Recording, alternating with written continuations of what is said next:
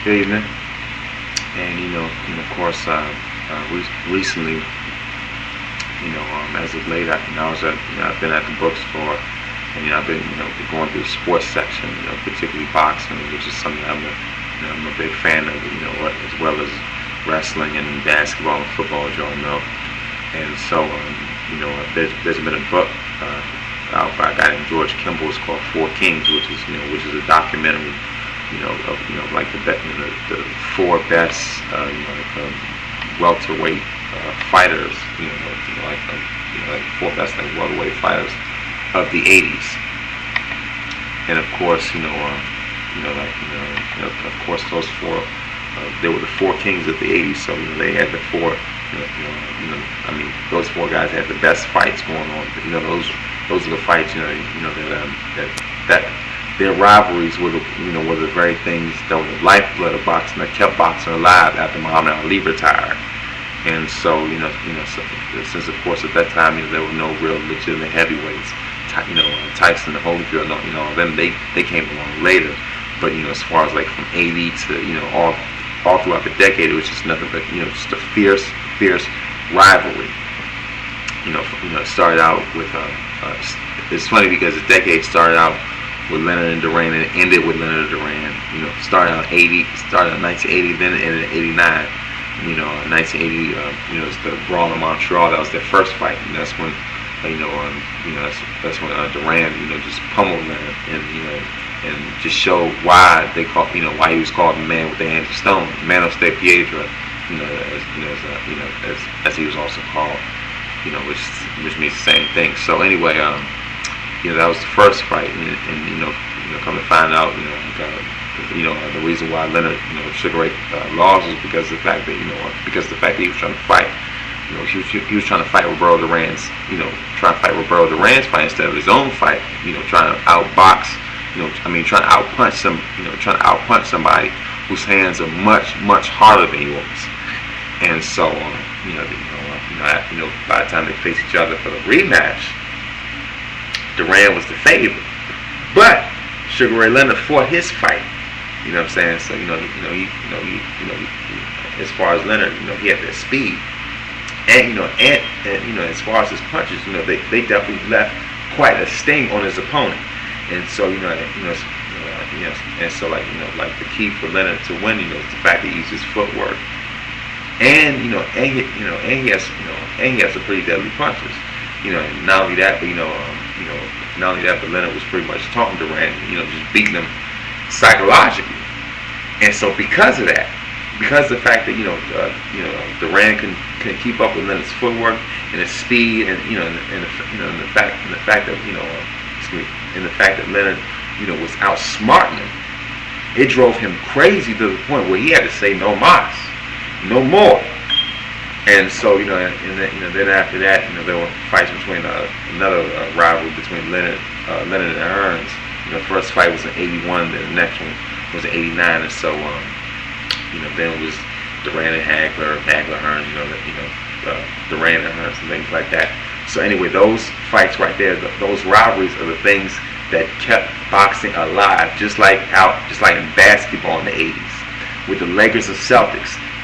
Earvin Magic Johnson and Larry Bird basically saved the NBA and kept the league alive, because the NBA was going down the toilet in the '70s. The league was going down the drain, and they came in at the perfect time to revive and rejuvenate the league, and to bring a stronger fan base. And during that time there was a huge boom as far as talent is concerned also, ever since then. And so it's funny because in basketball, it's the decade started with the Lakers. Of course, I'm a Lakers fan. It started with the Lakers. The decade began. It began with the Lakers in 1980 winning against Philadelphia, and of course it ended with the Lakers. Even though it ultimately lost to the Pistons.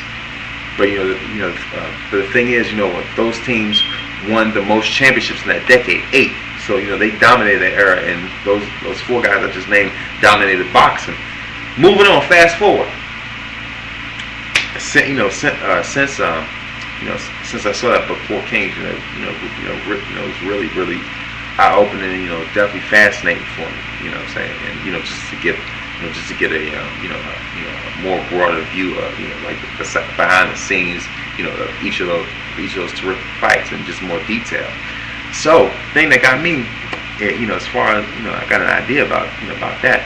Why not do a book about the four kings of the '90s, which were of course in the heavyweight division. Of course, like the four main fighters in that division, the one that was spotlighted the most were of course Iron Mike Tyson, self-proclaimed baddest man on the planet at the time.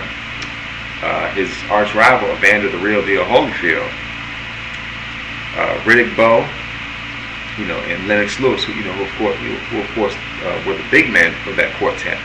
And so I'm just going to give a little rundown as far as the history.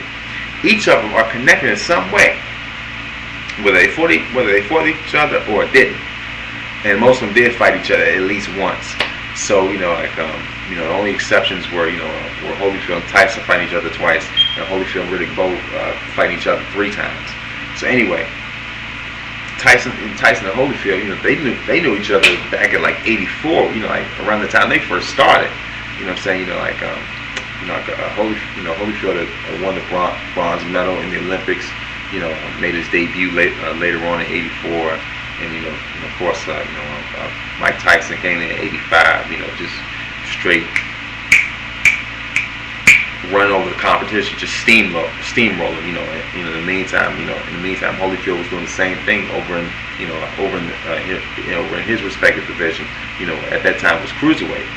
But the thing is, after Tyson became the youngest heavyweight champion and all this different type of stuff, underneath the surface, Holyfield was definitely moving up the ranks to the point where he moved up to heavyweight, and he was doing so well that he became the #1 contender. And of course, when he became the #1 contender, he challenged Mike Tyson. He had the right to face Mike Tyson, and so initially that fight was postponed. That fight was postponed. Supposedly Mike Tyson dodged out when that was during the time. The whole Robin Gibbons fiasco and stuff like that. And so, like a couple years later, that's of course when Tyson was caught off guard and got beat by Buster Douglas. But of course later on that year in '90, that's when Holyfield made pretty quick work, made very short work of Buster Douglas in 3 rounds, 3 freaking rounds. You know what I'm saying? And so Buster Douglas was under a fluke anyway, for real. But anyway, after Holyfield became the champ, they were supposed to fight, around '91, and of course that's when when Tyson had his all the legal issues, rape and all that stuff. And so of course, fast forward, Tyson goes to jail in '92. Fast forward, another 4 years, they finally fight. They finally meet each other, and of course, Holyfield wipes the floor with them. And the second fight was, of course, when Tyson bites the ear. Anyway, with that, as far as the connection between Tyson and Riddick Bowe, they're both from the same neighborhood of Brooklyn, like Catskill, New York, as far as that's concerned. Of course, and with Riddick Bowe, his best fights, I believe, was that classic trilogy that he had with Evander Holyfield, 92, 93, and 95. Where he won best 2 out of 3. And so, and of course, as far as like Riddick Bowe and Lennox Lewis concerned, they fought each other in the 1988 Olympics. Lennox was representing Canada. Riddick was representing the U.S. Lennox Lewis wins that one. They were supposed to fight each other in their professional careers in like early 92, 93 or something. But Riddick Bowe ended up throwing the belt in the trash can or something. That would have been a pretty good fight. Anyway, as far as like Lennox Lewis, he ends up fighting Holyfield and Tyson while they're long in the tooth. You know what I'm saying? He faced Holyfield in '99, faces Tyson in 2002. Him and Tyson were like sparring partners back in '84. But as far as that's concerned, with the 4 kings of the '90s, that would really be cool.